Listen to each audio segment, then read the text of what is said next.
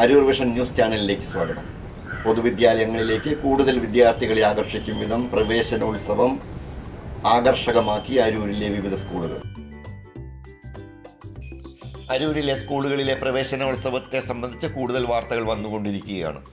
Eramallur saint Francis Xavier's LP സ്കൂളിലെ പ്രവേശനോത്സവം വർണ്ണാഭമായി. ഹരിത protocol അനുസരിച്ച് ചെടികളുടെ ഇലകളും ഓലയും ഉപയോഗിച്ചുള്ള അലങ്കാരങ്ങൾ പ്രത്യേകം ശ്രദ്ധേയമായി.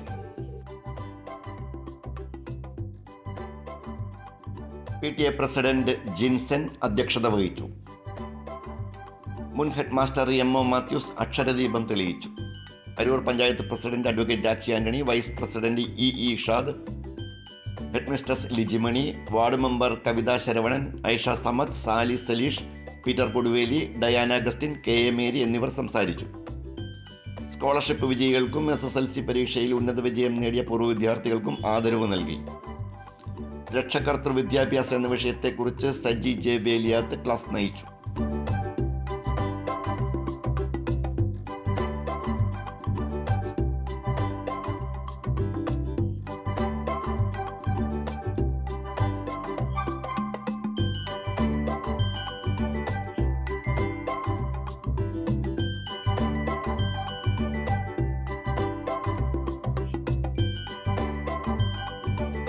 Aroor saint Augustine's higher secondary സ്കൂളിലും പ്രവേശനോത്സവം നടന്നു.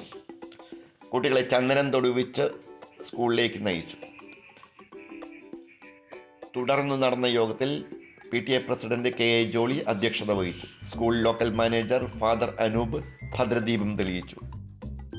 വാർഡ് മെമ്പർ എലിസബത്ത് സേവ്യർ ആശംസകൾ നേർന്നു സംസാരിച്ചു.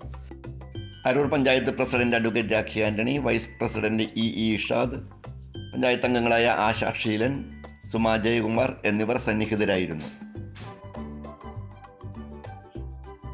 ഹെഡ് മാസ്റ്റർ ജോർജ് മാത്യു പ്രവേശനോത്സവത്തിനെ അഭിസംബോധന ചെയ്തു സംസാരിച്ചു. പാരന്റിംഗ് സംബന്ധിച്ച ക്ലാസ് സോഫിയ ടീച്ചർ നയിച്ചു. കുസൃതി ചോദ്യങ്ങളും ഉണ്ടായിരുന്നു. വിജയികൾക്ക് സമ്മാനങ്ങൾ നൽകി. PTA എക്സിക്യൂട്ടീവ് അംഗം അജിത് നന്ദി പ്രകാശിപ്പിച്ചു. അരൂർ വിഷൻ ന്യൂസ് ചാനലിന് വേണ്ടി LS അശോക് കുമാർ. നന്ദി.